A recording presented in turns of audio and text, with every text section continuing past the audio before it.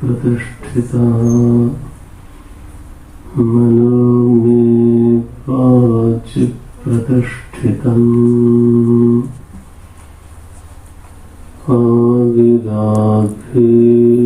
आविराधेत्मैधि वेदस्य मानस्तः श्रुतं मे मा प्रहासीः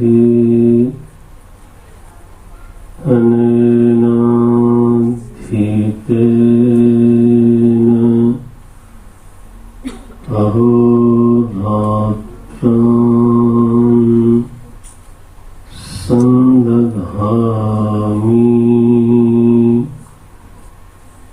श्रुतं वदिष्यामि सत्यं वदिष्यामि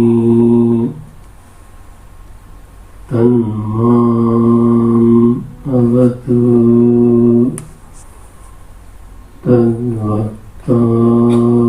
तद्वक्तार्थमवतु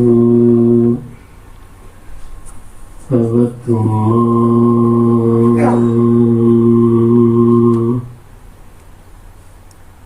अवतु वक्तारम्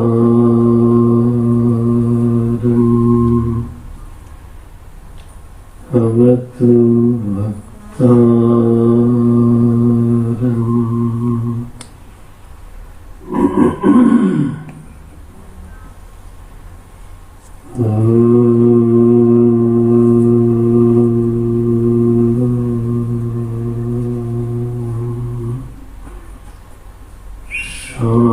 शांति शांति शांति।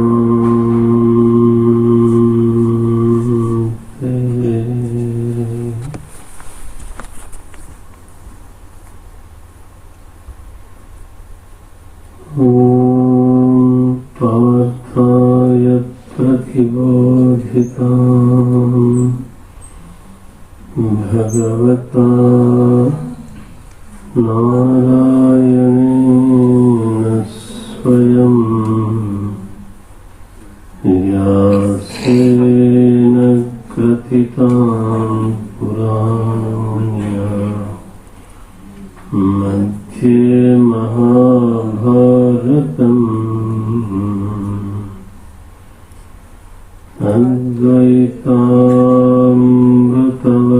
अद्वैतामृतवर्षिणीं भगवतीम्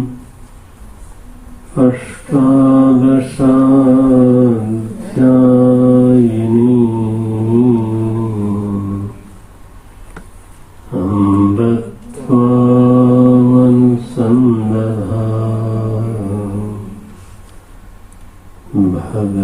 भगवद्गीते भवद्वेषिणी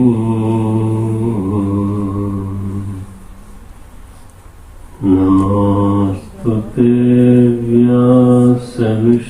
व्यासविशालबुद्धे फुल्लारविन्दायतपत्रनेत्र येन त्वया भारततैलपूर्णः प्रज्वालितो ज्ञानमयप्रदीपः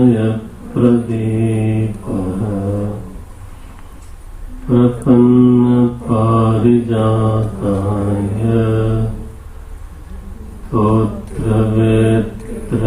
स्तोत्रवेत्रैकपाणे ज्ञानमुद्राय कृष्णाय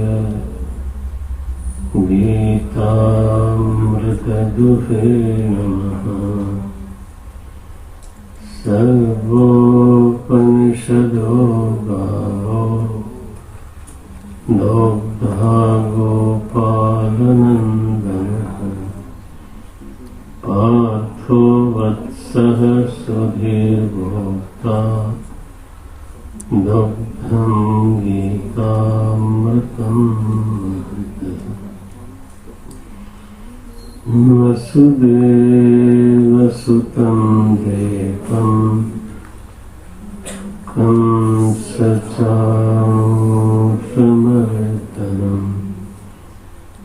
देवकी परमानन्दं कृष्णं वन्दे जगद्गुरुं।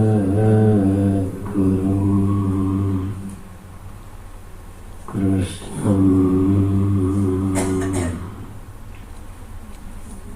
वन्दे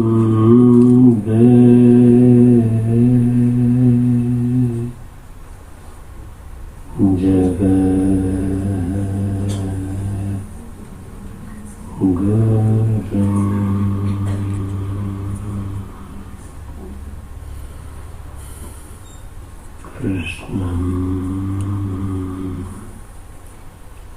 वन्दे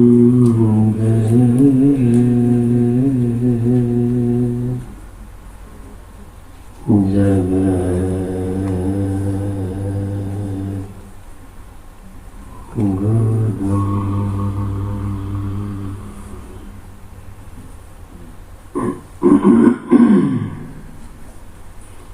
बीसवें श्लोक से पाठ करते हैं। सर्वभूतेषु येनैकम्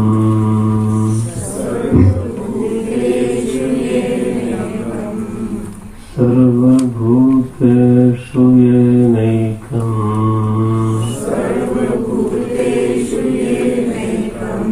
भावमव्ययमीक्षते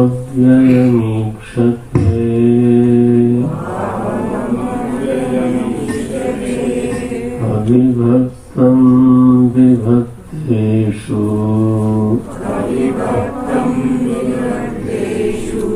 तज्ज्ञानं विद्धि राजसम्।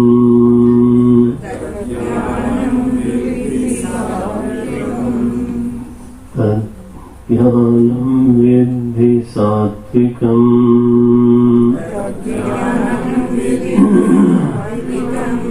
पृथक्त्वेन तु यज्ञानम्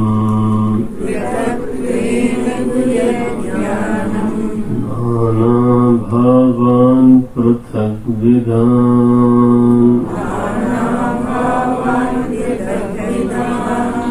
वेत्ति सर्वेषु भूतेषु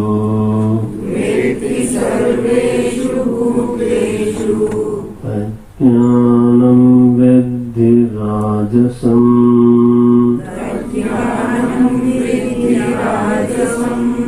अज्ञानं विद्धि राजसम्।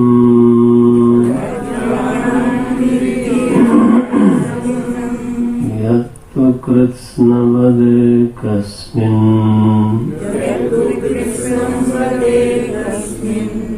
यत्तु कृत्स्नवदेकस्मिन्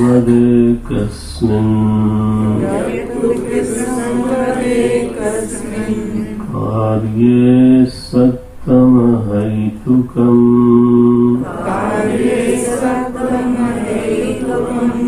अतत्त्वार्थवदल्पं च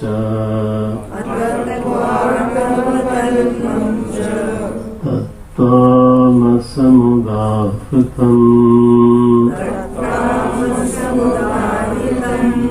तत्तामसमुदाहृतम्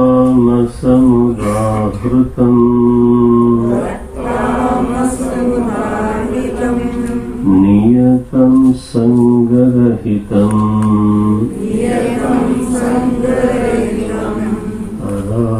अरागद्वेषतः कृतम्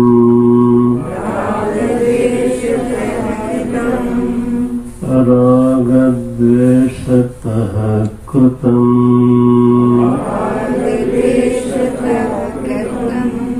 फल प्रेप्सुना कर्म तत्तामसमुच्यते तत्सात्विकमुच्यते यत्तत्सात्विकमुच्यते यत्तत्सात्विकमुच्यते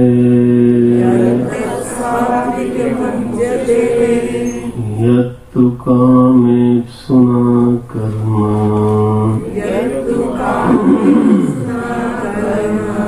साहंकारेण वा पुनः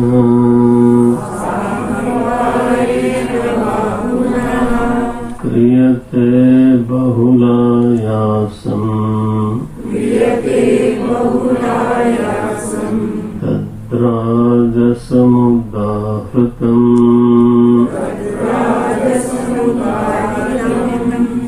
अनुबन्धं क्षयं हिंसाम् अनपेक्ष्य च पौरुषम्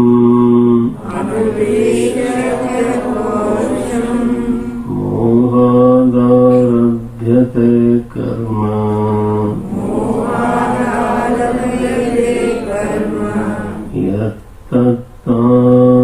यत्तत्तामसमुच्यते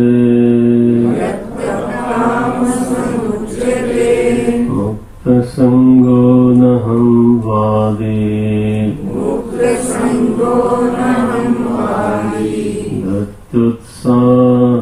धृत्युत्साहसमन्वितः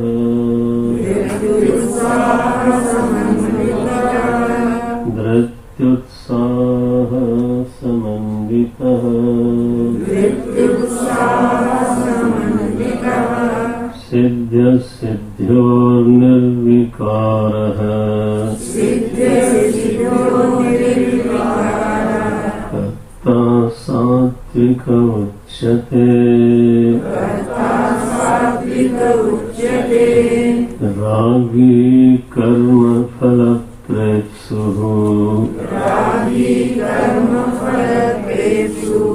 लुब्धो हिंसात्मको शुचिः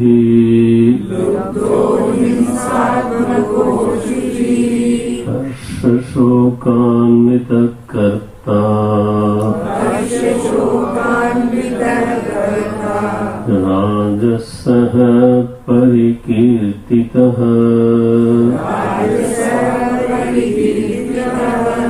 अयुक्तः प्राकृतस्तब्धः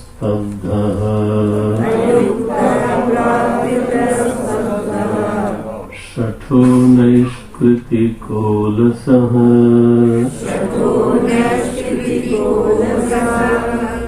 विषादी दीर्घसूत्री च कर्ता तामस उच्यते कर्ता तामस उच्यते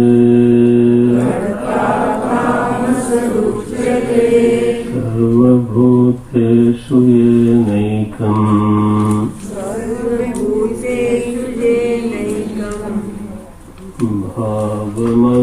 भावमव्ययमीक्षते अविभक्तं विभक्तेषु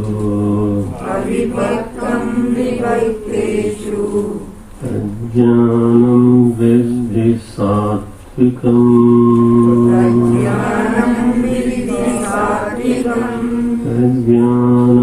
विद्धि सात्विकम्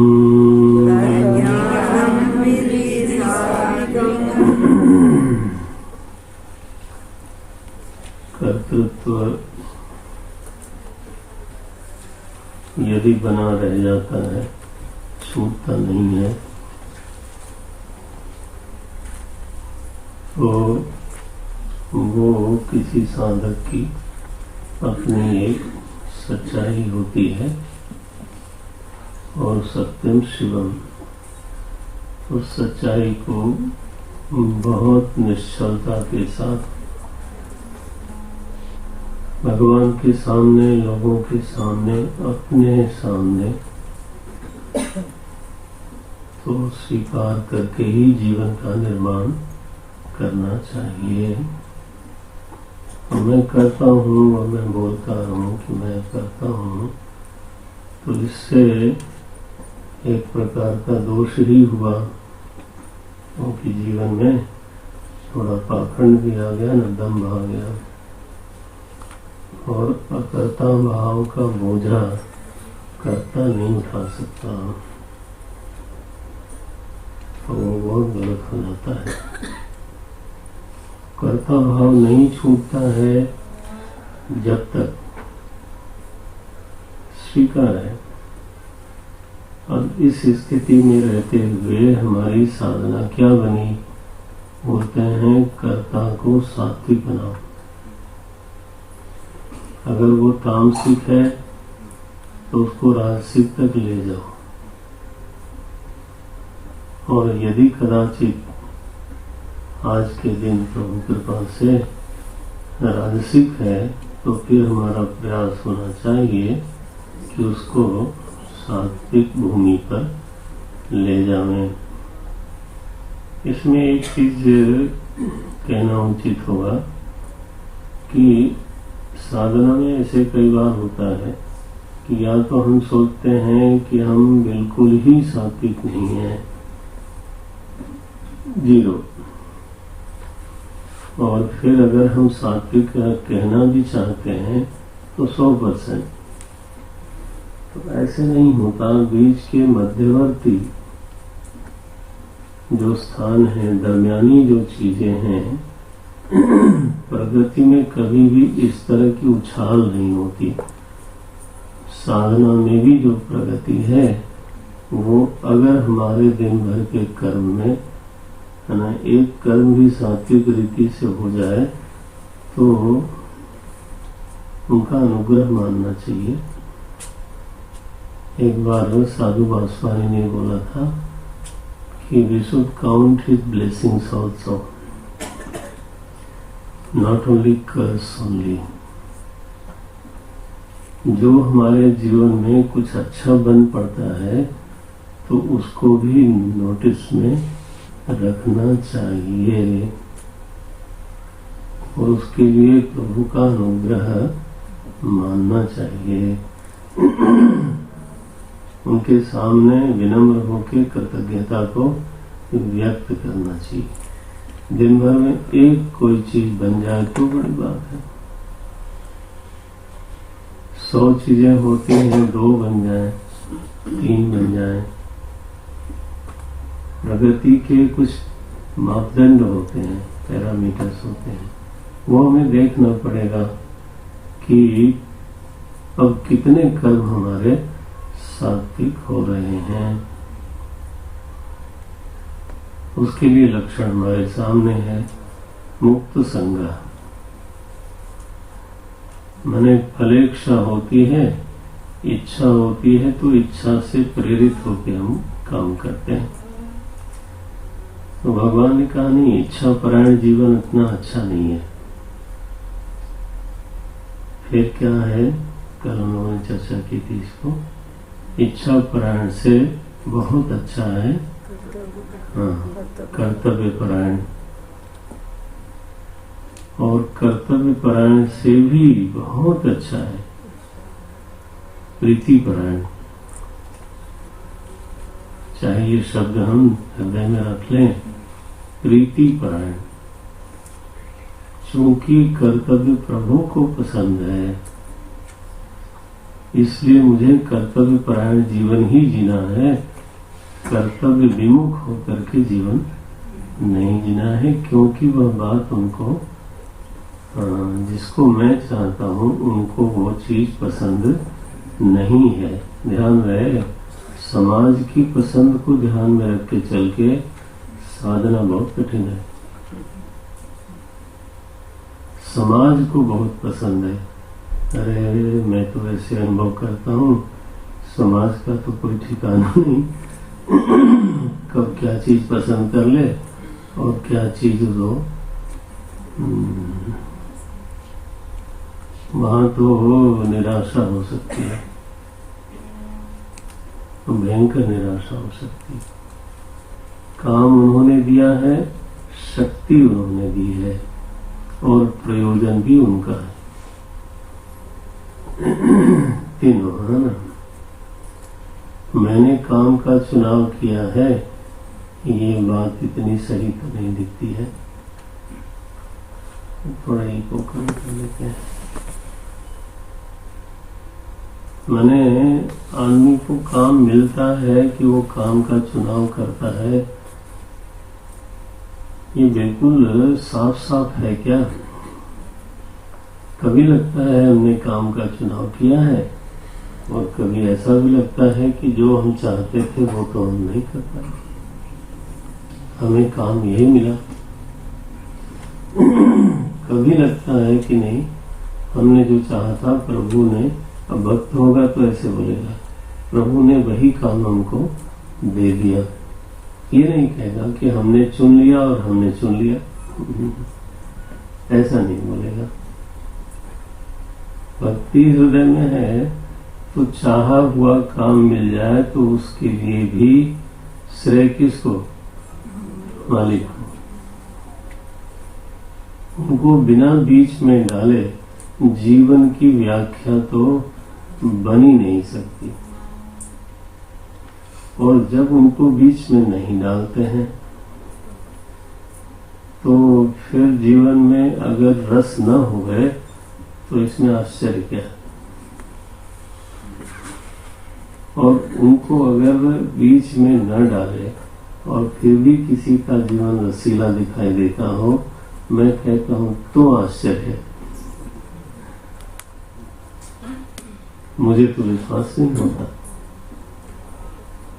तो मुक्त संग्रह को जीने के लिए एक शब्द है, मुक्त संग्रह को जीने के लिए प्रीति परायण जीवन जरूरी है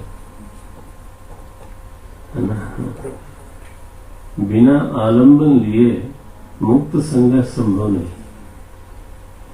अभी तो हमारा प्रेरक तत्व यही है कि ये फल दिखता है सामने, अगर मैंने यात्रा करी तो ये फल हमको मिल जाएगा। अब अगर इस रीति नीति को हमें बदलना है, अगर इस रीति नीति से दूर हटना है, तो फिर प्रीति परायण जीवन होना जरूरी है।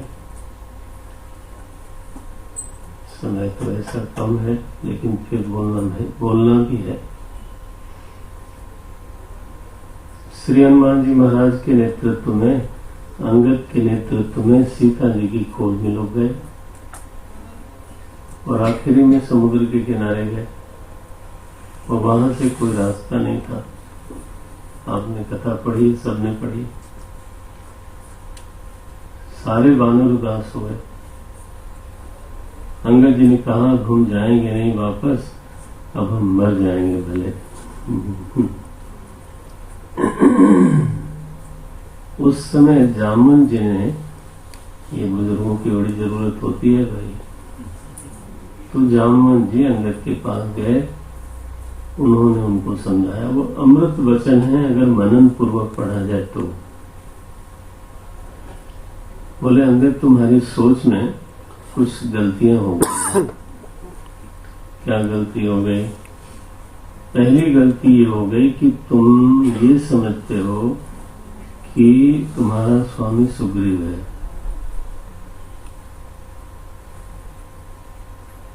जीव का स्वामी जीव है, ये जो स्वीकृति है, ये भयंकर गलती है।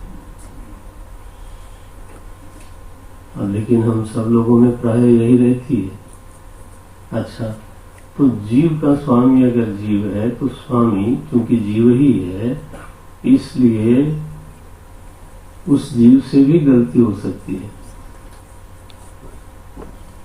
अच्छा, स्वामी पक्षपात भी कर सकता है क्योंकि वो भी जीव है। हाँ। और वो स्वामी कई बार हमारी मेहनत को नहीं समझ सकता क्योंकि वो दूर बैठा है, आखिर तो वो भी जीव है। तो हमें कंप्लेन होगी स्वामी को लेकर के कि देखो मैं इतनी मेहनत करता हूँ, लेकिन जो हमारा स्वामी है, जिसको अवार्ड देना है, जिसको जानना चाहिए कि मैं इतनी मेहनत कर रहा हूँ, वो अनजान बैठा है। ठीक है ना? तो जीव को दूसरा जीव स्वामी मान करके जब जीवन बनावेगा तो he will remain full of complaints. अच्छा मान लो, और उसको अगर गलती से कहीं कुछ ज्यादा ही रिकग्निशन वगैरह मिल गई तो फिर वो दूसरा काम शुरू होगा, अभिमान भी होगा, चापलूसी भी होगी। हाँ, होता ही है ना। देखो, हम 2 दिन उनके घर गए थे, इसलिए फिर प्रसन्न हो गए, और इसलिए फिर ये जो खटपट है जीवन में, वो अगर मान लो इसकी जगह तो कृपा करें ऐसे हम लोगों के हृदय में भाव आ जाए, सिद्धि हो जाए। मान लो अगर ये तय हो जाए कि हमारा स्वामी जीव है और वो सब देखता है, कौन सी कंप्लेन करोगे? मैं मेहनत कर रहा हूँ और वो जानता ही नहीं। ऐसा हो नहीं सकता। और सच्चाई यही है, लभते च ततः कामान, नहीं, I expect too much actually. लभते च ततः कामान मयैव विहितान हितान। गीता जी ने कहा जिसको जो मिलता है वो मिलता मुझसे है। कितनी बड़ी बात कही है, लेकिन हम लोग समझते हैं मिला किससे? वहां जाके 4 दिन हाजिरी मारी थी, इसलिए चापलूसी करी। आदमी कहाँ उसको पहुंचना है, वो बन गया चापलूस। कहाँ कुछ होना है, या तो कंप्लेन है, या ऐसा है या वैसा, कुछ न कुछ खराबी होगी। तो जामोहन जी कहते हैं पहली गलती अंगत तुम्हारी ये है कि तुमने सुग्रीव को स्वामी माना। नहीं, जो हमारा स्वामी है वो कोई जीव नहीं है। कौन है फिर वो? बोले राम ब्रह्म परमार्थ रूपा। जो हमारा स्वामी है वो घट घट का वासी, वो अंतर्यामी है। उसको खबर है हर क्षण की, हर कण की, हर चेष्टा की, हर सोच की। अच्छा, तो उसी के इशारे पर हम काम कर रहे हैं। तो काम उसने दिया। ये अंगद जी को काम किसने दिया था? सुग्रीव ने कि राम जी ने? तो राम जी ने दिया था। देखा जाए तो बोले नहीं, सुग्रीव ने बोला। सुग्रीव ने काहे को बोला? सुग्रीव को भी राम जी ने दिया था काम। वो तो नशेबाज होकर के प्रमाद में मत हो गया था। तो भगवान ने कहा बुला उसको जरा, केवल इतना बताना कि वो बाण तरकस में वही रखा हुआ है।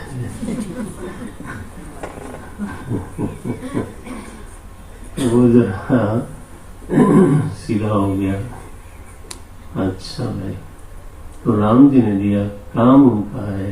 काम तुमको दिया कि तुम दक्षिण दिशा में जाओ। ध्यान रहे, मालिक अगर सुस्वामी है तो काम देता है तो उसके साथ शक्ति भी देता है। यहाँ तो बहुत अफसर बैठे हैं, रिटायर्ड लोग भी बैठे हैं। क्या बोलते हो आप? The responsibility has to be in proportion to, बस आपने बोले दिया, ठीक है ना? वो दोनों साथ साथ चलते हैं। देने वाला जब आपको कोई रिस्पॉन्सिबिलिटी देता है तो he gives power also in proportion. तो अंगद अगर उन्होंने तुम्हें काम दिया है तो उसी के हिसाब से वही शक्ति भी देते हैं और आगे भी देंगे।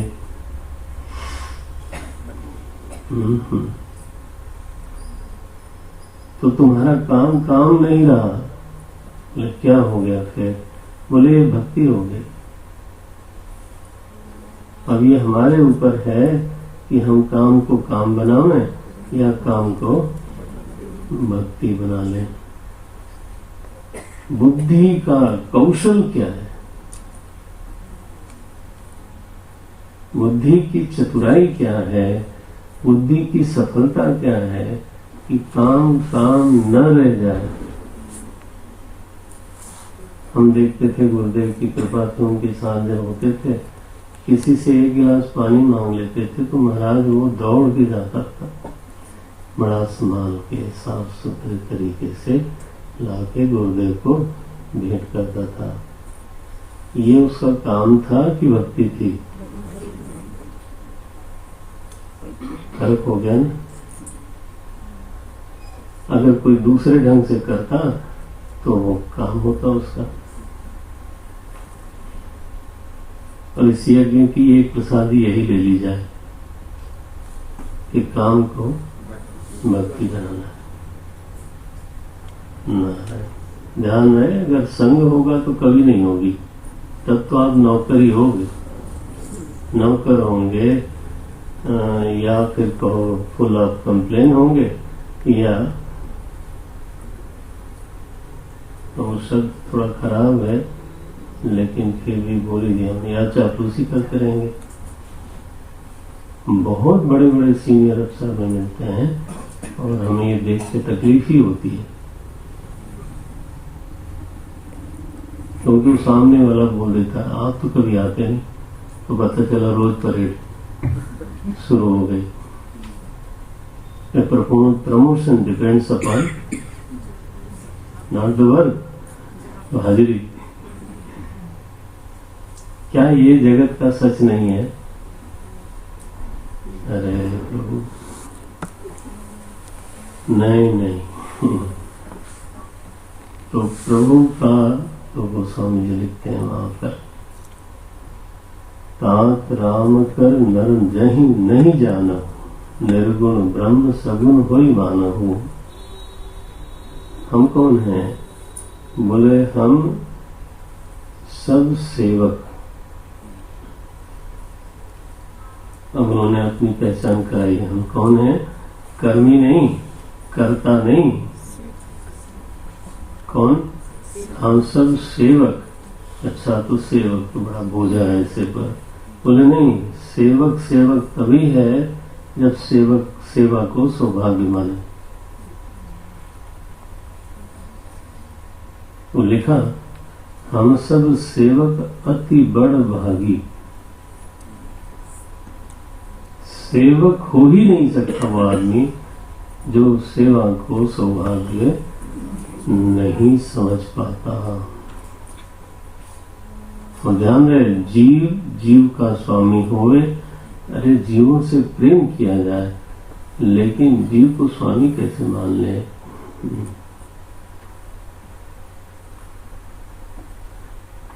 तब फिर ये आएगा मुक्त संगह।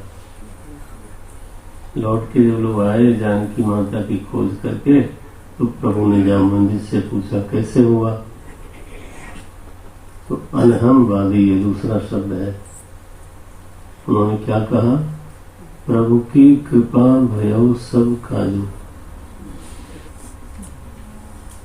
मैंने मेहनत करी, मेरे दोस्तों ने करी, मेरे परिवार ने की, मेरे परिवार के परिवार ने की। अरे भैया, अच्छा काम करके भी थर्ड क्लास में क्यों जाते हो? यही ना। जामुन जी क्या बोलते हैं? हम प्रभु की कृपा भयो सब काजू, जन्म हमार सुफल भय आजू। सहज उद्गार ऐसा आवे तब तो कोई बात है, नहीं आवे तो 2 कौड़ी। आप चाहे यज्ञ कर लो 2 कौड़ी, उसका कोई मतलब नहीं।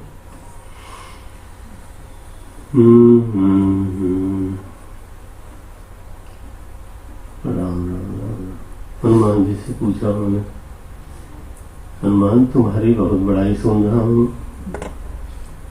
कहो कपि रावण पालित लंका कही विधि दहु दुर्ग अति बंका। अरे वानर हनुमान, रावण के द्वारा सुपालित लंका को तुमने जला दिया कैसे? हनुमान जी ने कहा महाराज जलाऊंगा तब न, पहले तो मैं सागर लाऊंगी। उसको भी काउंट करिए। नाग सिंधु पुर हाटक जारा, और पूरे नगर को जलाया और रावण के सैनिकों को मारा और कस के मारा। राम राम। तो राम जी बड़े मुस्कुराते हुए देखते रहे कि हनुमान आगे बोलो, मैं तुम्हारी कथा सुन लूं आज। तो फिर हनुमान जी बोलते हैं, सो सब तब प्रताप रघुराई, यहाँ न कछु मोरी प्रभुताई। इसको बोलते हैं अनहमवादी। गीता जी की व्याख्या रामायण से ढूंढे। ये अपने आप तो होता नहीं, प्रभु कृपा करे तो हो जाता है। टीकाओं में थोड़ा ऐसी चीजें मिलती हैं। ये है मुक्त संग्रह अनहमवादी। और हनुमान जी में धृति कितनी है वो आप पढ़ के देख लीजिए, और उत्साह कैसा है उसको पढ़ के देख लीजिए। और निर्विकार बने रहे, न हर्ष से उछले न कभी उदास को। इसको बोलते हैं सात्विक कर्ता। कल हम लोगों ने दूसरे ढंग से देखा तो यही था। एक शब्द रिपीट करता हूं, इच्छा परायण जीवन नहीं, प्रीति परायण होना चाहिए। और कर्म को भक्ति बनाने की कला को सीखना चाहिए। अगर 10 कर्म होते हैं तो आधा कर्म चलो आधा कर देता हूं, 1 कर्म सात्विक हो जाए दिन भर में। ऐसा कुछ हो गया, धीरे धीरे धीरे धीरे 10%, 15%, 12%, धीरे धीरे यात्रा होती है। धीरे धीरे रे मना, धीरे ही सब हो। हम लोग कई बार हम अपने साधकों के बीच में रहते हैं, वो देखते हैं इतनी उतावली होती है। एक दिन सुना और सुन के उठे तो पहले ही दिन शुरू हुआ, हम तो सात्विक करता। तो अच्छी बात, बधाई बधाई हो, हमारा नमन है। रागी वाला देख लें जरा, टाइम तो इसी पे देना था। अब रागी पे हल्का समझेंगे। राजसिक का था, पहला ही नाम दिया रागी। वहां था मुक्त संग्रह, यहाँ पहला नाम है रागी। Hooked by the result. अच्छा, तो जब वो रिजल्ट से हुक हो गया तो इसके बाद फल उसको मोटिवेट करता है। क्या भगवान बोलते हैं, कर्म फल प्रेप्सु, ये है पुश करता है। प्रेप्सु शब्द संस्कृत का है। वो फल के द्वारा बार बार पुश पुश पुश, तो लगता है बड़ा डायनेमिक है। अब गीता जी के नजरिए से देखा जाए तो वो फिर डायनेमिक शब्द तो आप यूज करो, मुबारक। वो कहेंगे खलक फलक प्रेप्सु है, इसके पीछे फल का प्रेत लगा हुआ है। कर्म फलक प्रेप्सु। रागी एक लक्षण ये बताया, फलक प्रेप्सु अब उसका व्यवहार कैसा होता है, जो राजसिक करता है उसमें क्या क्या गड़बड़ियां आती हैं जीवन में। पहला दिया लुब्ध। लुब्ध का अर्थ है जो उसका नहीं है, दूसरे का है, उसके प्रति तृष्णा होना। लुब्ध शब्द का अर्थ ही है, क्या बोल रहे हैं भाष्यकार, बोल रहे हैं पर द्रव्येषु संजात तृष्णा। चीज दूसरे की है लेकिन तृष्णा मेरी हो गई कि ये तो मैं ले लूंगा।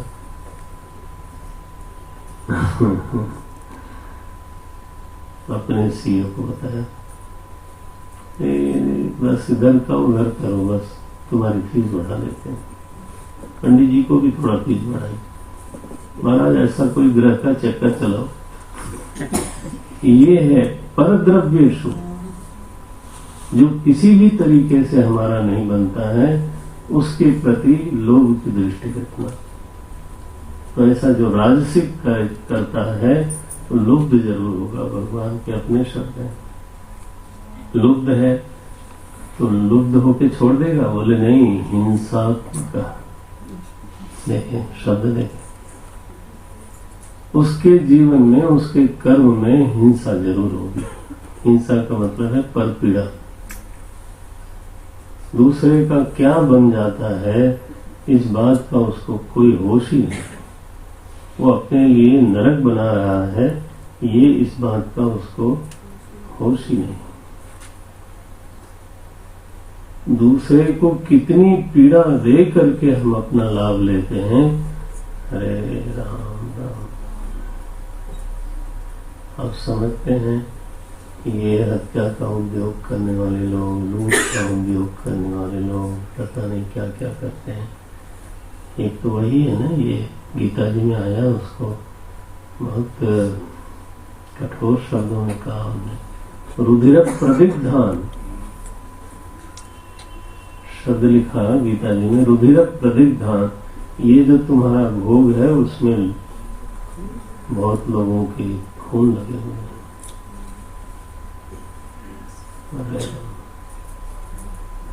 भुंजी भोगान रुधिर प्रदिग्धान। सावधान करते हैं, पहले सादगी में रह लो, ऐसी क्या बड़ी बात है। हिंसात्मक राजसिक करता हो और हिंसा न करे, ये बड़ा मुश्किल है, हो नहीं पाता।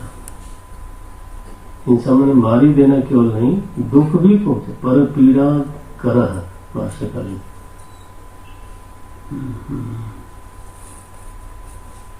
फिर बोलते हैं अशुचि।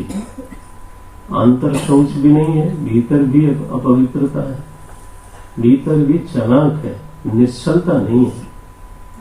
भीतर की शुचिता मैंने क्या, छल राहित्य, छल नहीं है। Somehow or other he has saved the innocence in his life.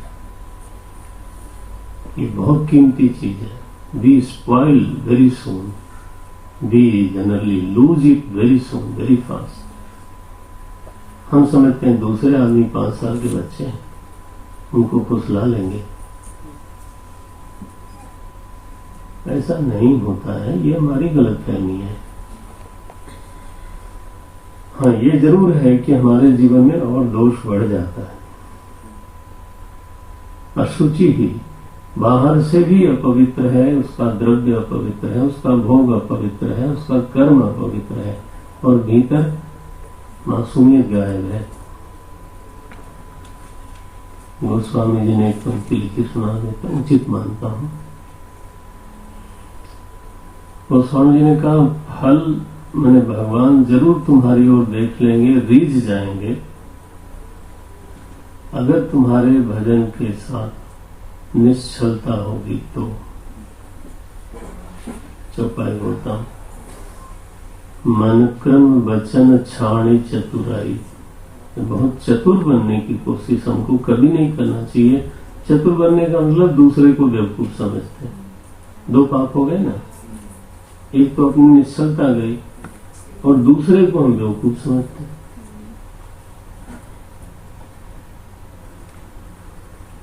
गुरुओं की आक्रोशती, हम लोगों से ऐसे भी अपराध हो जाते हैं, माने गुरु से भी ऐसी कोशिश करते हैं। इसका मतलब तुम अपने गुरु को भी अपने से कमजोर समझते हो।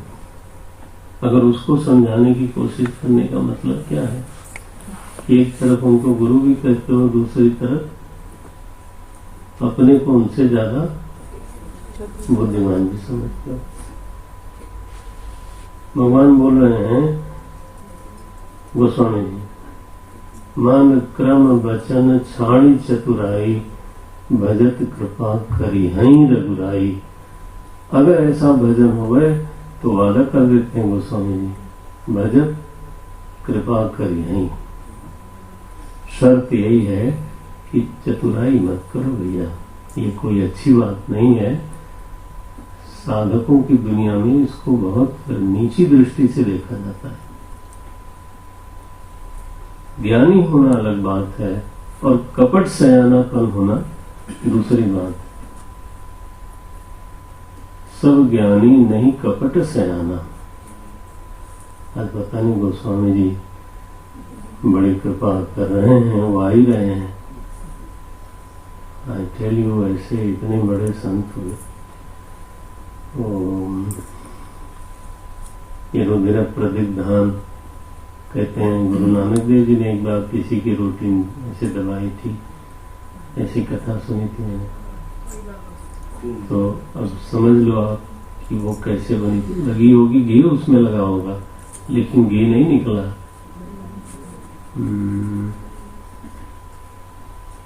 तो ऐसी चालाकी तो महाराज ये क्या बोले, भगवान ने करे कि ऐसी आवे।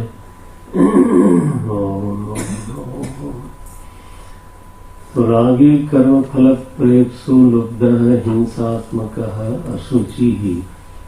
ऐसा जो करता है ना राजसिक, ये निर्विकार रहेगा? बोले कभी नहीं रहेगा।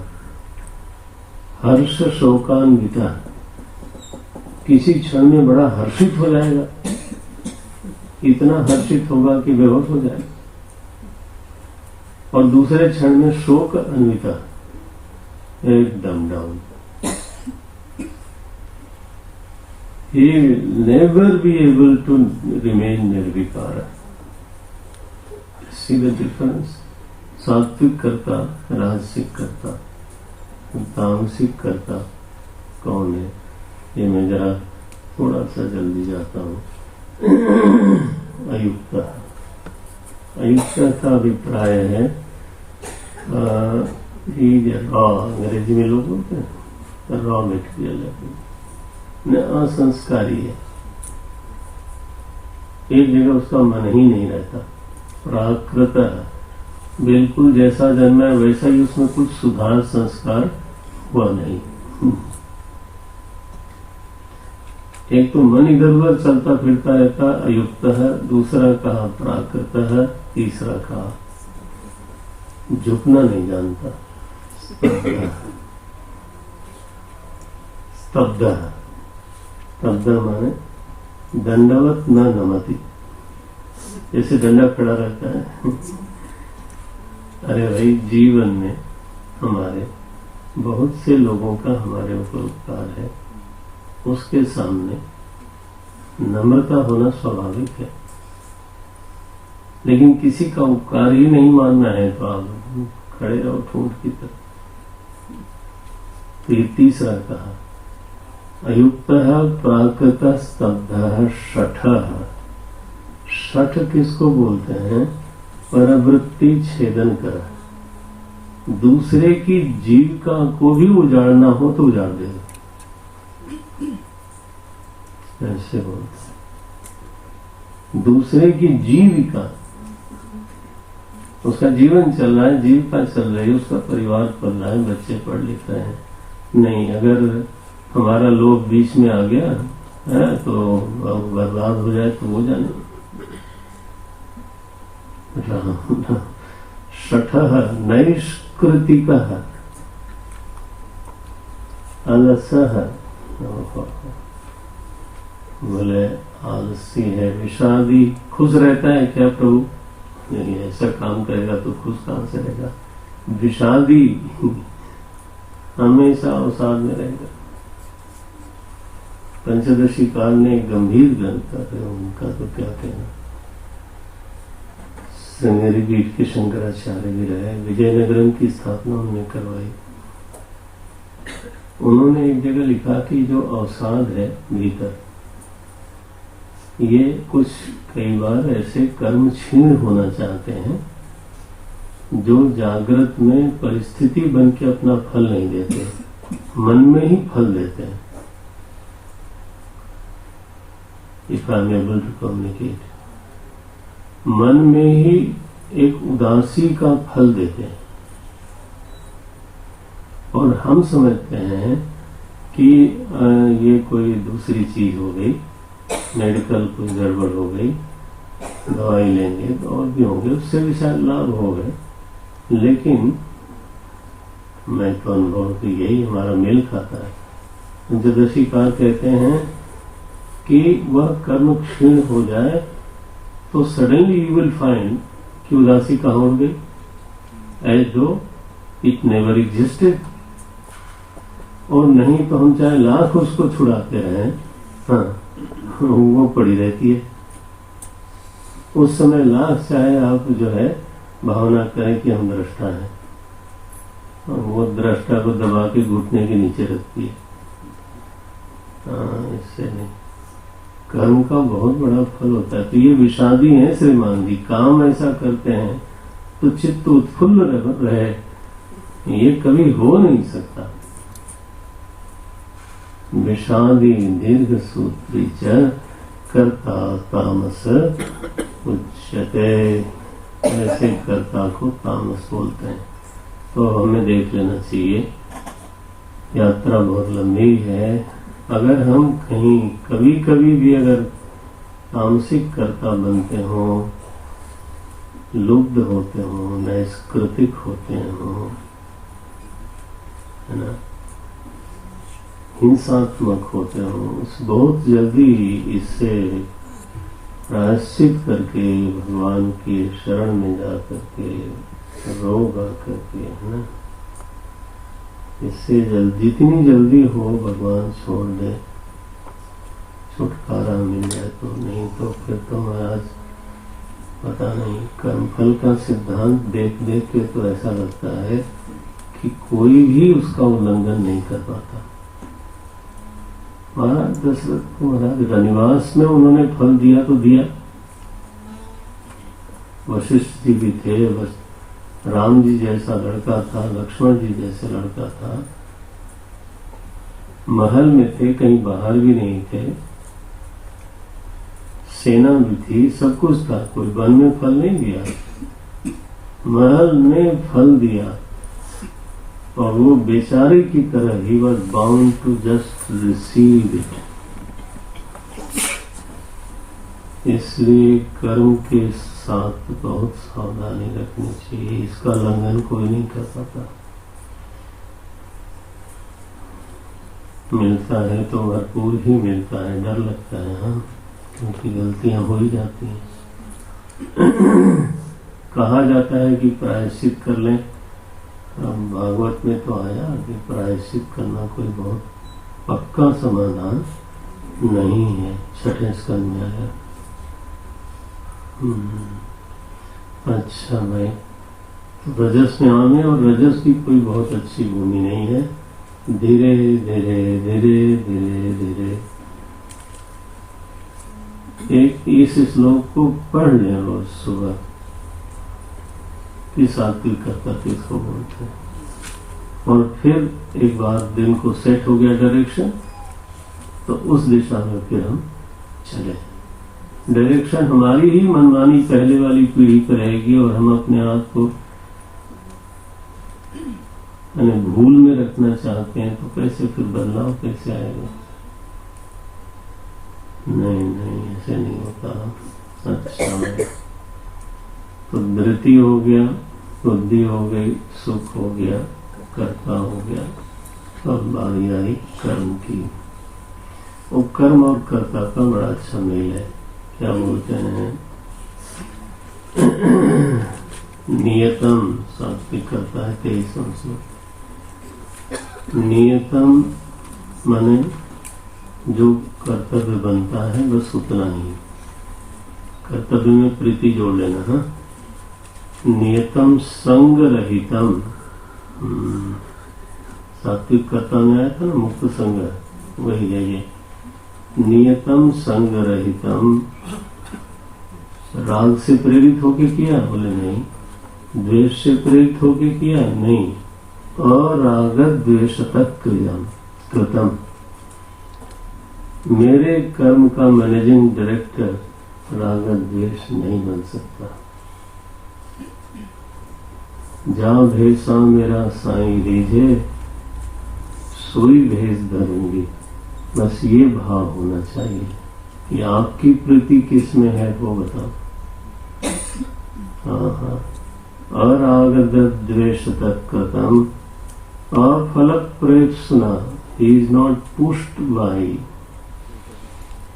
फल फल फल, अफल प्रेप्सुना कर्म यत् सात्विकम उच्यते, यत्तु कामेप्सुना कर्म, रासिक कर्म करें जो काम से प्रेरित है, माने फल की इच्छा से प्रेरित है, इच्छा परायण जीवन है।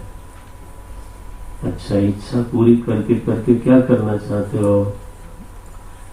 केवल तृप्त होना चाहते हो? बोले नहीं, इच्छा पूरी करके करके अहंकार को मोटा बनाता है आदमी।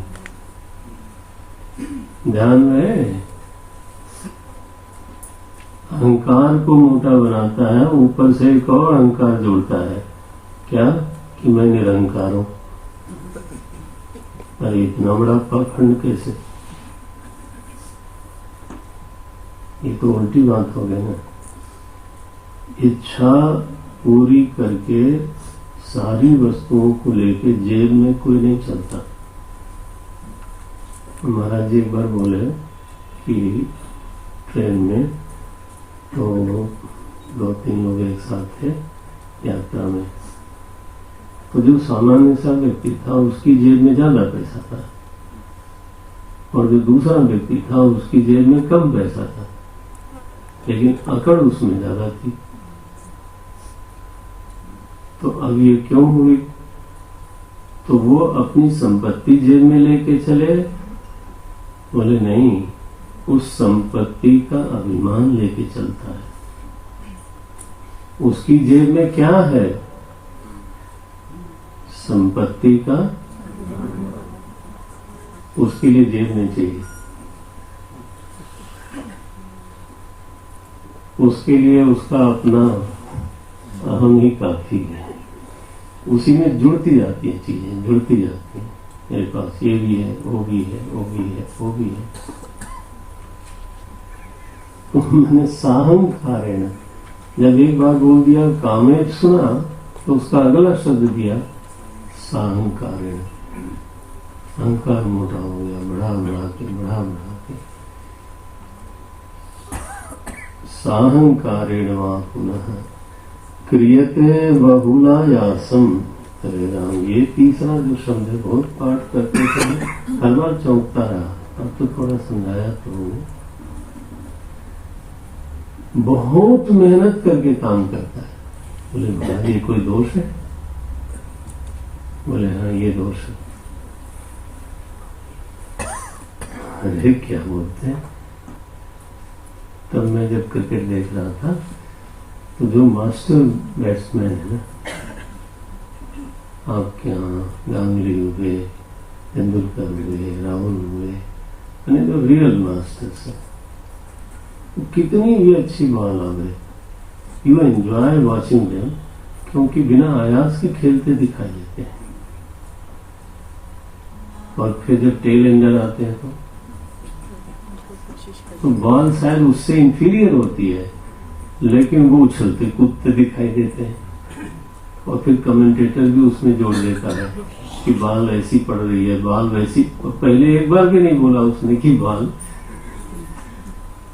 और इसी तरह से विश्व के जितने भी अच्छे बैट्समैन हैं, they play the things in such a easy way, you feel की बॉल ही इतनी सरल आ रही है। हारमोनियम बजाने वाले आंख बंद करके हारमोनियम बजाते हैं, गाने वाले आंख बंद करके गाते हैं। ये एक प्रमाण है कि व्यक्ति कर्म में माहिर हो चुका है। भगवान इसलिए दोष बोलते हैं, क्रियते बहुलायासम, हर समय यहां वहां वहां वहां केवल दौड़ता दिखाई देता है, रिजल्ट चाहे जो आवे। भगवान उसको राजसिक मानते हैं। क्रियते बहुलायासम, ये वही है कच्चा बैट्समैन जो हर बात पे उछल जाता है, कहीं का कहीं मारता है, सबके पीछे पड़ा रहता है। नहीं, ऐसे नहीं। मैंने देखा, महाराज गुरुदेव के साथ मुझे कैंप में ले गए बेंगलोर, स्वामी जी की स्मृति भी आ गई। कैंप था, नेशनल कैंप था गुरुदेव के समय में, ज्यादा दिनों का था, 15 दिन का था मेरे ख्याल से। हम उस समय पढ़ते थे सिर्फ बड़े में। सारा आयोजन ब्रह्मा जी देखते थे, हमारे पूज्य स्वामी ब्रह्मानंद स्वामी जी, और कभी जोर से उनको बोलते हुए नहीं देखा, कभी तेज चलते हुए नहीं देखा। I was highly impressed bye,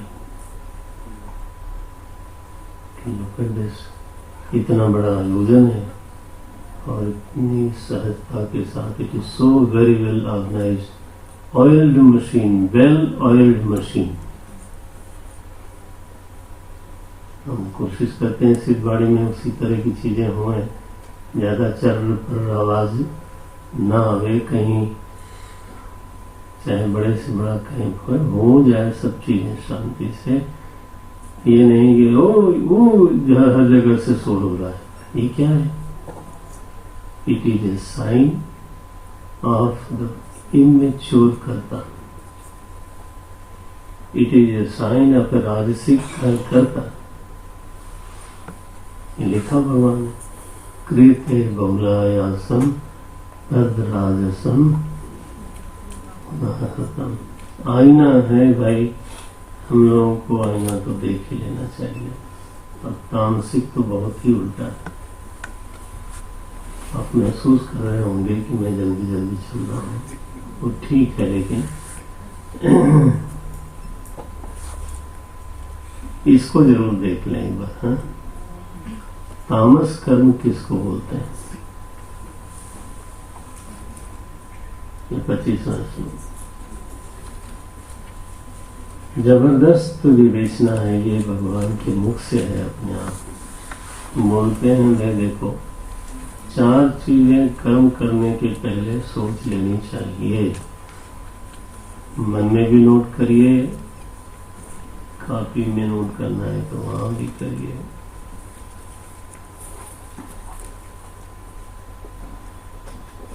बोलते हैं पहली बात है कि इस कर्म का परिणाम क्या होगा। बोला मैंने, बोलने के पहले ये एक बार सोच लेना जरूरी है कि मैं ऐसे बोल तो रहा हूं, आगे इसका अनुबंधम, अनुबंध माने अवसान काले, जब ये कर्म पूरा हो जाएगा तो वो कौन सा परिणाम लेकर के आवेगा।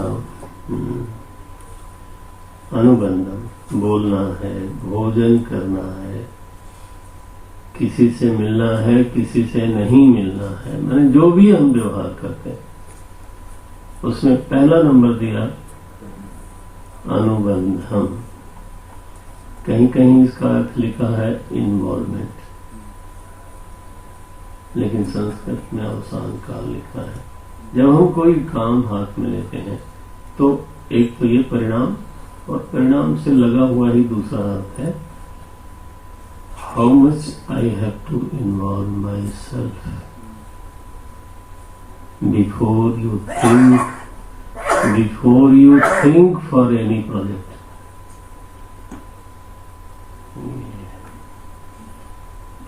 और कितना समय हमारे पास है? 15 साल। मैं बोले ऐसे न कहो स्वामी जी, शाम की जगह अच्छा नहीं कहता हूँ, लेकिन जो समाज का दिखाई दे रहा है हिसाब किताब, उसमें शायद किसी के पास 20 साल होगा, किसी के पास 15 साल होगा, किसी के पास, अब मैं घटाऊ नहीं तो उदासी हो जाएगी। लेकिन वन मस्ट नो इट। तो एक तो ये बना अनुबंधन, दोनों कर लीजिए, परिणाम कैसा होगा। अब किसी को मैंने कटु वचन कह दिया, कई बार आदमी ना बहसी हो जाता है, धीरे धीरे स्वभाव डेवलप कर लेता है, बहस करता है। एक जगह एक वाक्य पढ़ा मैंने, even if you win in argument, even if you win in argument, you will remain loser because you lose a good friend. जिससे आदमी बहस कर रहा है, he will have a bad taste in his mouth, and then जो पहली जो दोस्ती थी अब उतनी फिर नहीं रही। तो ये जो बहसी स्वभाव आदमी डेवलप कर लेता है, ये should know before he develops कि इसका अंतिम परिणाम क्या होगा।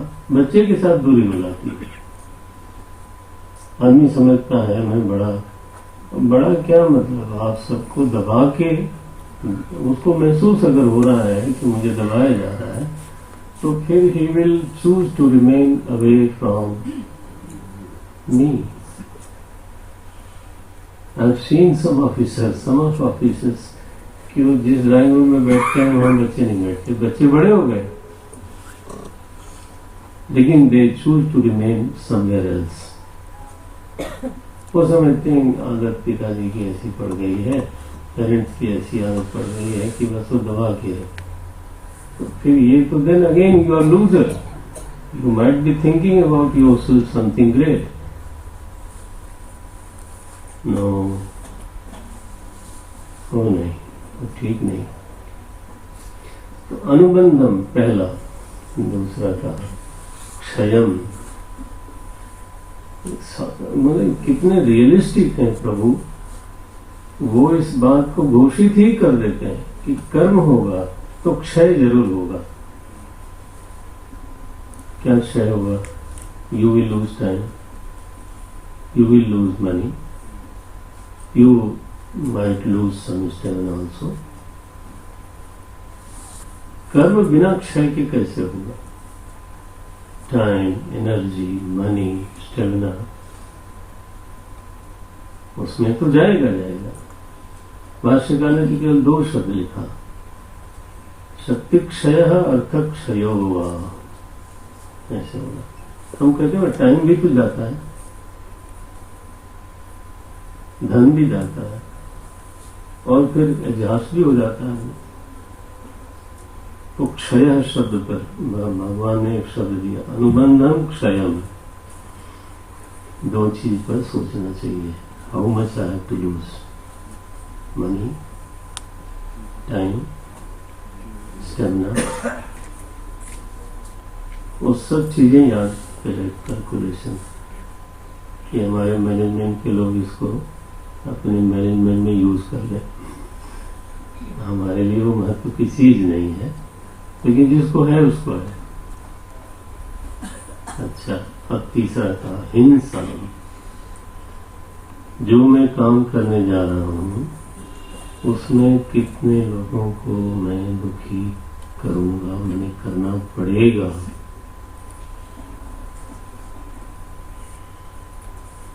अपना ख्याल दौड़ाइए, देखिए मुझे भी दिखाई देता है कि ऐसा शायद ही कोई कर्म हो जिसमें कुछ न कुछ लोगों को, है ना, आपत्ति न होए। तो वो ठीक है, काम के प्रोपोर्शन में वो नेग्लिजिबल है, या उनकी तकलीफ ज्यादा है और हमारा काम बहुत छोटा है। तो हिंसा पर जरूर विचार होनी चाहिए। अनुबंधम क्षयम हिंसाम, तीन हो गया। चौथा, will I be able to complete the job, ये पौरुषम चौथा है। ये भाष्यकार लिखते हैं, पुरुषकारम शक्नोमि इदं कार्यम समाहितुम, ऐसे लिखते हैं भाष्यकार, क्या मैं ये काम समाप्त कर पाऊंगा? एक आदमी 1 क्विंटल की चीज हिला डुला नहीं सकता, वो महाराज एक बड़ी शिला,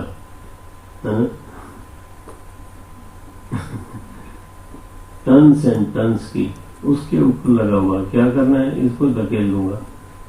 बेवकूफ हो, पौरुषम नहीं सोचा तुमने कि इतना मैं कर भी सकता हूँ। तो ये 4 चीजें बिना सोचे काम शुरू कर देना। बोले क्यों शुरू किया इसने? बोले स्वाभाविक है, विवेक से तो नहीं शुरू किया था, विवेक से तो नहीं किया, मोहात आरभ्यते। ये देखो, जोश में चढ़ के आ गया या बेवकूफी से चल शुरू कर दिया उसने। भगवान अपने मुंह से ही बोल देते, मोहात आरभ्यते कर्म तत्तामसम यत्तत्तामसम उच्यते। विदाउट थिंकिंग दीज 4, ये कर्म विज्ञान है गीता का। एटलीस्ट ये 4 के बारे में जरूर सोचना है। अनुबंधम, क्षयम, हिंसाम और अपनी औकात। पौरुषम माने अपनी कैपेसिटी, अपनी औकात। और दौड़ पड़े बोले गिरोगे और क्या करोगे? नारायण। तो ये 3 तरह के कर्म हो गए झटके में। अब 3 तरह का ज्ञान है फाइनल। जानबूझ के इसको अंत में रखा क्योंकि ये जो सात्विक ज्ञान है ना, ओम नारायण, ये बहुत गंभीर परिभाषा है। तो मैं क्या बोलूँ, आपका पूरा ध्यान है ये मैं देख रहा हूँ।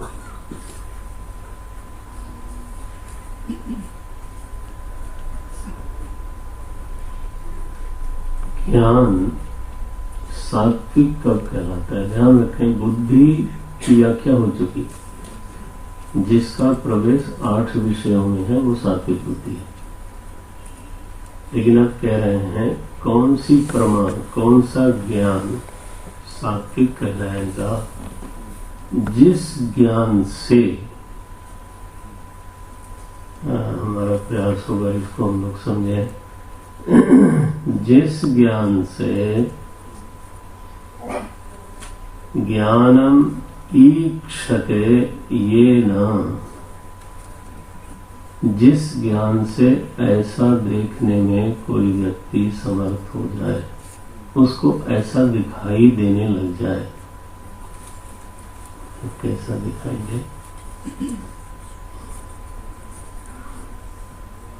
सावधान, सर्वभूतेषु एकम भावम ईक्षते। जब हमारी बुद्धि, हमारी वृत्ति में, हमारी दृष्टि में सारे प्रपंच में केवल एक वस्तु दिखाई दे, ये बहुत कठिन है, मैं मानने को राजी हूं। ये यात्रा का चरम बिंदु यही है, जो हमने धृति, बुद्धि, कर्ता, कर्म, ये सब बात कही, उस सबका अंतिम परिणाम यहाँ आके घटेगा, अगर घटेगा तो। और एक जन्म में क्या घटे ये नहीं मान के चलना चाहिए भाई। भगवान ने स्वयं गीता में कहा है, आप उतावले नहीं होना। भगवान ने स्वयं कहा, बहुनाम जन्मनाम अन्ते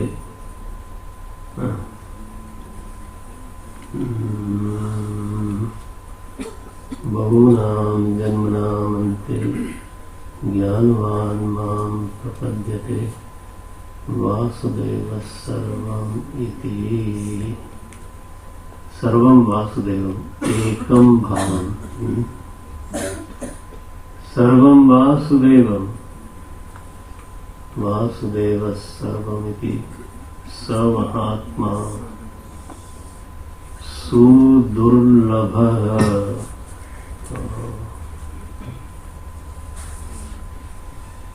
सातवें अध्याय का शायद 19वां श्लोक होगा क्या, उसी के आसपास कहीं हुआ। सातवें अध्याय बहुनाम, कौन सा है? 19वां बन गया, नंबर कहीं अटका हुआ था, ये सही है। क्या बोल रहे हैं? बहुनाम। तो इसलिए इतना उतावला होने की जरूरत नहीं है। अपनी यात्रा ठीक रखनी है,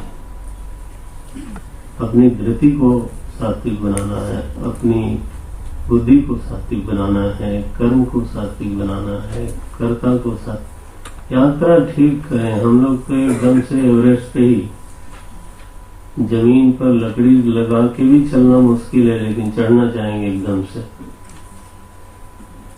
तो यहाँ बोल रहे हैं, देखो जरा इसको थोड़ा समझने की कोशिश करते हैं। ये न सर्वभूतेषु एकम भावम ईक्षते।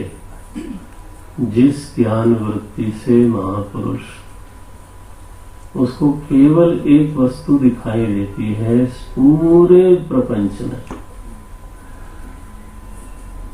और प्रपंच में तो हर चीज एक दूसरे से जुदा जुदा दिखाई देती है।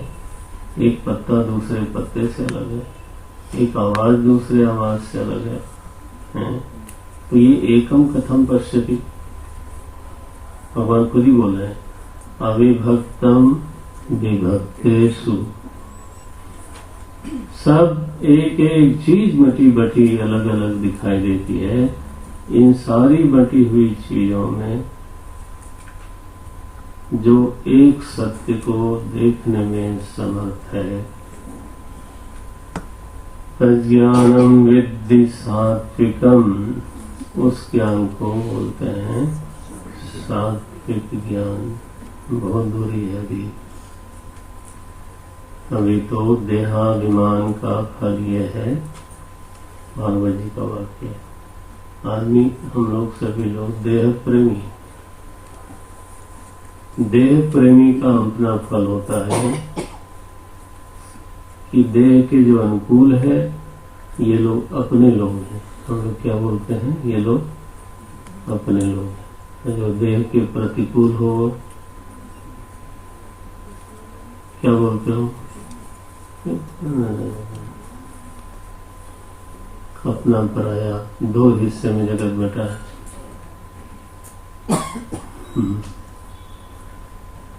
यहाँ कहते हैं नहीं, एकम भावम ईक्षते। लेकिन इसके दो तरह से अर्थ होते हैं। हम पहले परमार्थ अर्थ करते हैं, जो असली अर्थ है वेदांत का। इस श्लोक को अगर किसी साधक को जीना है, सच में मन में जीना है, तो जब वो ध्यान करता है, मैं ये उम्मीद करता हूँ कि ऐसे साधक रोज ही आधे घंटे 1 घंटे ध्यान करते होंगे। वो जरूरी काम है। अच्छा, ध्यान में ध्यान किसका करें? ध्यान रहे, इसी श्लोक को जीने के लिए बोल रहा हूं। ध्यान में ध्यान करना है महाप्रलय का। इस श्लोक को अगर जीने की बात आ रही है तो महाप्रलय का ध्यान कर।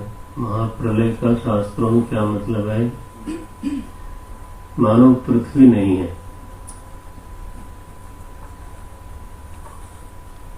एक भाव देखिए, सोचिए फिर कैसा होता होगा। पृथ्वी नहीं है, जल मात्र, ठीक है, और जल में ऑक्सीजन अलग हो गया और हाइड्रोजन अलग हो गया। अब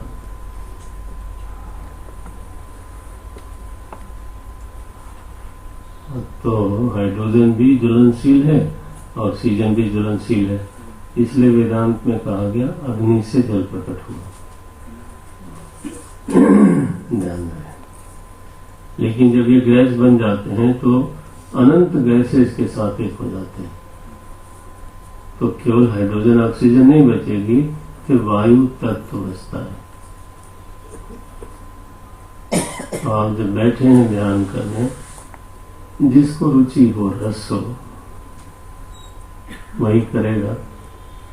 केवल भूमि को एक बार माइनस कर दो तो आपके कल कारखाने, गाड़ी और सब चीजें एक साथ जैसी कारण,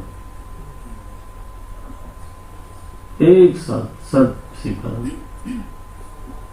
केवल जल का बंटवारा करेंगे दो गैसों में, फिर उनका वायु तत्व से अभिलेख कर दें, और वायु निष्पन्द हो जाए तो आकाश से अभिन्न हो जाती है।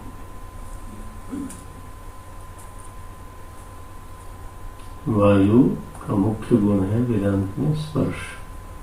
वो निष्पन्द हो तो स्पर्श की अनुभूति नहीं हो सकती।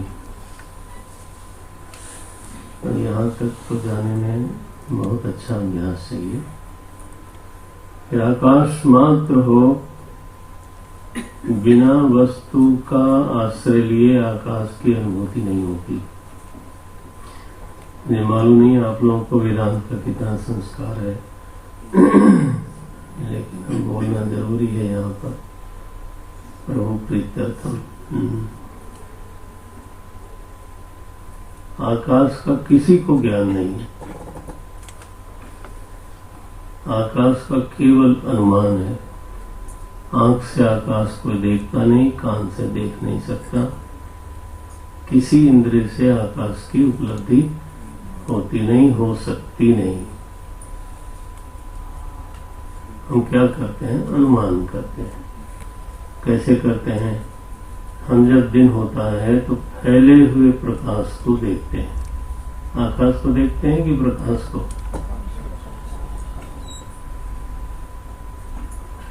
सोच के बोलना। हाँ,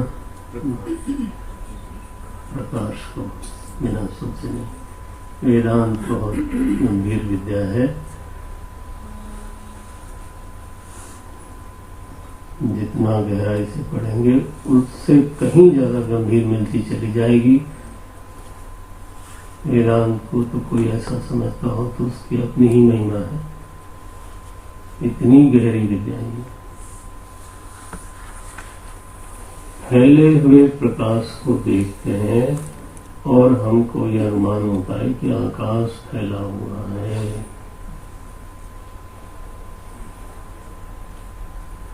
किसी ने आज तक आकाश का नेत्र के साथ संनिधान ही नहीं हो सकता। अच्छा, आपके लिए एक थोड़ा मसाला देता हूँ सोचने के लिए, कभी चौंकिए तो सही।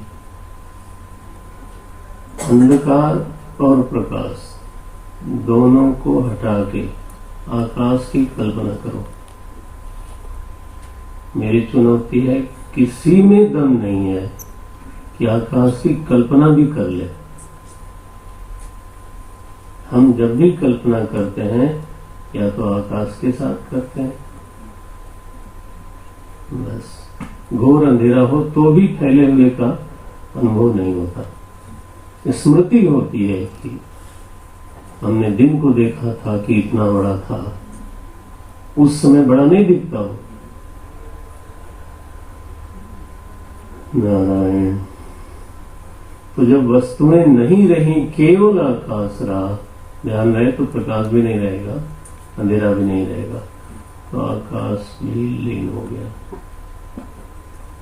कभी आता है, फिर आएगा कहाँ से, जब तक वेदांत का एक गहराई वाली बात न पढ़ी जाए।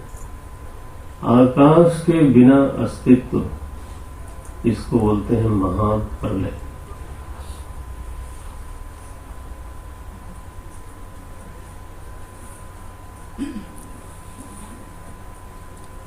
आकाश के बिना, वायु के बिना, जल के बिना, अग्नि के बिना, पृथ्वी के बिना, और हम सब जीवों के बिना ही, हम सब अलग अलग हो ही नहीं सकते जब तक ये सब चीजें ना हो। ऐसा अस्तित्व जो चेतन हो,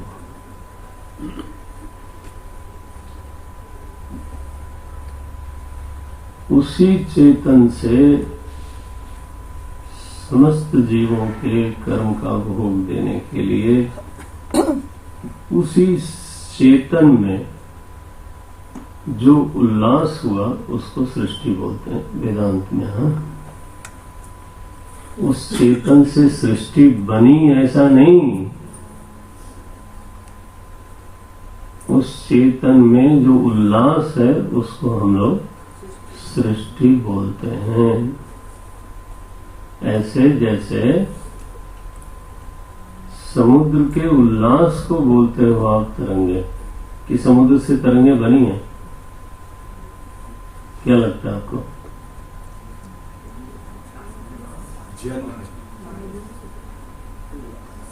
समुद्र में स्वयं का एक उल्लास है, तरंगों का जाल खड़ा हो गया। ऐसे भी लोग हो सकते हैं जो तरंगे देखें, समुद्र को न देखें। तो एक चिन्मय अस्तित्व में उल्लसित हो रहा यह प्रपंच, उल्लसित हो रहा है, ऐसा जब किसी ज्ञानी को उसको दिखता है तब उसको बोलते हैं एकम भावम ईक्षते, प्रपंचम न ईक्षते। उसको प्रपंच नहीं दिखता, जल ही दिखता है। तरंग नाम की कोई अलग से चीज है ही नहीं। विभक्तेषु अविभक्तम ईक्षते। हाँ, विभक्त क्या है? हर तरंग एक दूसरे से अलग है, लेकिन जल और तरंग बोल सकते हैं क्या? तरंग और तरंग बोल सकते हैं, लेकिन तरंग और जल नहीं बोल सकते। जल एक अविरल अखंड सत्ता है। विभक्त तरंगों के मध्य में भी एक अविरल अखंड सत्ता को बोलते हैं जल। आप केवल कल्पना ही कर लो, ऐसे एक चेतन अस्तित्व समूचे प्रपंच में, ये प्रपंच समझो छोटी बड़ी लहरें हैं, उसी का उल्लास है, उस सब में अनवित होके रहता है, सब में भरपूर होके रहता है। वैसे ही जैसे जल तरंगों में भरपूर होकर के रहता है। तरंगे अलग अलग हो सकती हैं,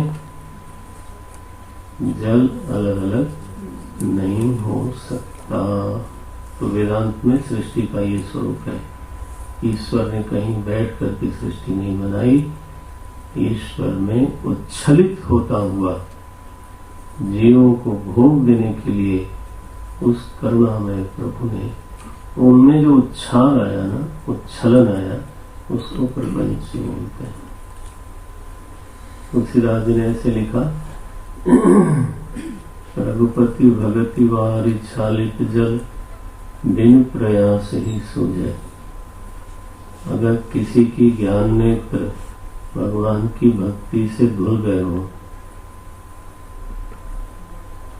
तो धुली हुई आंखों से बिना प्रयास के ही ऐसा दिखता है। क्या दिखता है? तुलसीदास यह चिद विलास जग, बूझत बूझत बूझे। हम तो अपनी वासना के रंग को देखते हैं।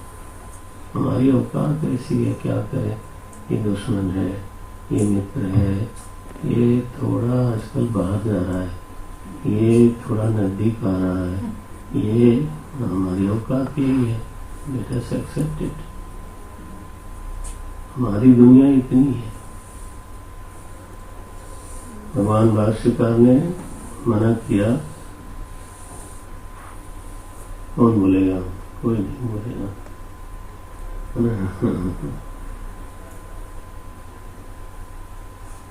सत्रो मित्रे विग्रह संधौ मां कुरु यत्नम विग्रह संधौ। बोले अरे साधक, तुम अगर साधक हो तो विग्रह और संधि में समय मत गवाओ। विग्रह माने ब्रेकिंग एंड मेकिंग।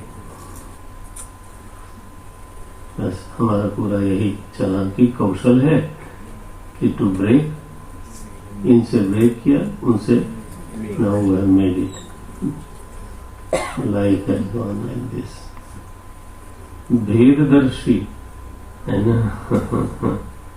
और उसी भेद में तिकड़मबाजी चलती रहती है। ये क्या बात है? नहीं जी नहीं। तुलसीदास चिद विलास जय।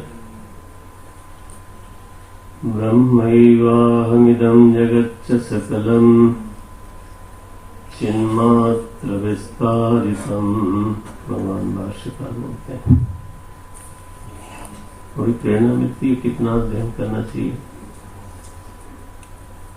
कितना व्यापक अध्ययन होना चाहिए। ऐसे हमारी परंपरा के उद्भट विद्वान हैं, और धीरे धीरे वो लोग पूरे हो गए। कुछ लोग हैं, आई टेल यू, प्रचारकों की तो भीड़ है। जो चीज की कमी खटकती है वो है शास्त्रों के डूब के रहने वाले लोग, है ना। हम लोग भी उसी भीड़ में नहीं जी, कभी नहीं। हमें तो आशीर्वाद उनका है, लेकिन हम चाहते भी हैं कि विद्वान तैयार हो, शास्त्र में स्वयं डूबे, और किसी को अगर वो चाहता है तो उसको भी कुछ दूर तक ले जा सके। ऐसा है भाई प्रभु जी। चिन्मात्र एकम भावम विभक्तेषु अविभक्तम भावम। और वो भी कैसा? अव्ययम। मॉडिफाई होकर दुनिया नहीं बना, अव्ययम शब्द लिखा। सर्वभूतेषु येन एकम भावम, देख लें, अव्ययम। He has not got modified into world. No. एक रस जैसा है वैसा बना हुआ है, प्रपंच उसमें भासता है। वो प्रपंच को नहीं, प्रपंच के आधार में जो चिन्मय तत्व है उसको देखता है। एक वाणी सुनाऊं, छोटी सी है। सब घट मेरा साइया। ये मालूम नहीं कोई बता पाएगा कि नहीं। सब घट मेरा साइया, सोना सोनी सेज न कोई। ये संतों की महिमा है, जिन्होंने अनुभव किया। ये जो श्लोक है जिया, सब घट मेरा साइया, सोनी सेज न कोई, बलिहारी उस घट की जिस घट पर घट हो। बलिहारी उस घट की। ऐसे नहीं है तो सब जगह, लेकिन देखने वाले देखते नहीं तो क्या किया जाए। ये देखो, एकम भावम अविभक्तम अव्ययम ईक्षते येन ज्ञानेन तज्ज्ञानम सात्विकम। ऐसी प्रमा को, ऐसी दृष्टि को, ऐसे बोध को सात्विक ज्ञान बोलते हैं। राजसिक बोले जो भेददर्शी है। पृथक्त्वेन तु यज्ञानम नाना भावान पृथक ज्ञान। और हम लोग की आदत है भेद देखने की। पूछिए आप कौन हो? अब मैं जी पंजाब में हूँ तो यही बोल देता हूँ, तो मैं खत्री हूँ। अच्छा खत्री, कौन से खत्री हो? मैंने further we want to see the division further, है ना? ये कौन से हो? ढाई मेरे हो कि ऐसे ही कुछ कुछ समझाते हैं लोग मेरे को। फिर उसमें किस एरिया से हो? मालवा से हो, दुआबाद से हो? मैंने भेद में भेद, भेद में भेद, भेद में भेद। जब तक बिल्कुल टुकड़े से टुकड़ा न कर ले तब तक बुद्धि मानती नहीं। फिर खोलते हैं, अच्छा ये हमारी एरिया का है, आओ आओ बेटा। तो ये हमारा है, ये रहस्य ज्ञान है। भगवान बोलते हैं पृथक तेन तु यद ज्ञानम नाना भावान पृथक विधान वेत्ति सर्वेषु भूतेषु तज्ज्ञानम विद्धि। कहना ही हो कि आगे से आप खत्रियों में खत्री नहीं पूछेंगे।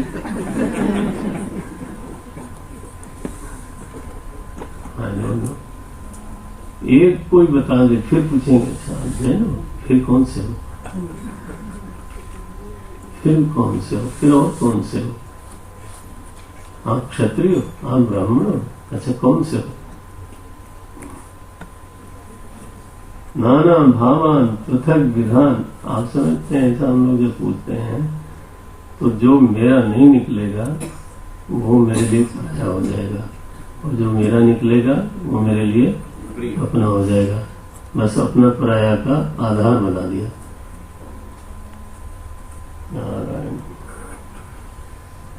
ज्ञानम राजसम, ध्यान रखे ये टुकड़े करने वाला ज्ञान, ये ज्ञान का ही एक स्वभाव हो जाता है। और तामसिक, तामसिक तो बहुत ही मजेदार है। तामसिक ये है कि छोटी सी किसी चीज को कहता रहता है यही मेरी दुनिया है। आपने सुना होगा, अब किसी और तरीके के लोगों से सुना होगा, यत्तु कृष्णवत् एकस्मिन् कार्ये सक्तम अहेतुकम्। एकस्मिन् कार्य, कोई छोटी सी चीज है, उसको क्या बोलता है? यही मेरी दुनिया है, मेरा यही संसार है। ठीक है भैया। किसी ने कहा वसुधैव कुटुंबकम्, पूरी वसुधा मेरा परिवार है। दूसरे ने कहा मेरा परिवार ही वसुधा है। समाजवादी पार्टी बनाई, जिंदाबाद। अच्छा क्या कहते हो भाई तुम? अरे आप ही लोग कहते हो वसुधैव कुटुंबकम्, पूरी धरती मेरा परिवार है। ये आप क्या करते हो? बोले मेरा परिवार वसुधा है, मुझे उतनी ही देखभाल करनी है तो सारी वसुधा का देखभाल। एक छोटे को बड़ा मान लेना। कृष्णवत् एकस्मिन् कार्ये सक्तम आसक्तम अहेतुकम् अतत्वार्थवदल्पं च तत्तामसम् उदाहृतम्। बोले बिना किसी लॉजिक के अहेतुकम लिखा। पूछा जाए ऐसा क्यों मानते हो? बोले कोई लॉजिक की जरूरत नहीं। इसमें से क्या निकलेगा? बोले सिवाय अनर्थ के कुछ नहीं निकलेगा। तत्व तो कभी नहीं निकलेगा। और तत्वार्थम, तो ये तामसिक ज्ञान है जो विराट को अल्प बनाता है। सात्विक ज्ञान है जो अल्प को विराट में मिला देता है। तो इस तरह से बहुत संक्षेप में मैंने केवल थोड़ा सा सात्विक ज्ञान के बारे में चर्चा करी। तो ये 20 श्लोक भगवान ने थोड़ा पढ़ा दिया। आप देख रहे हैं तो नारायण 20 से 40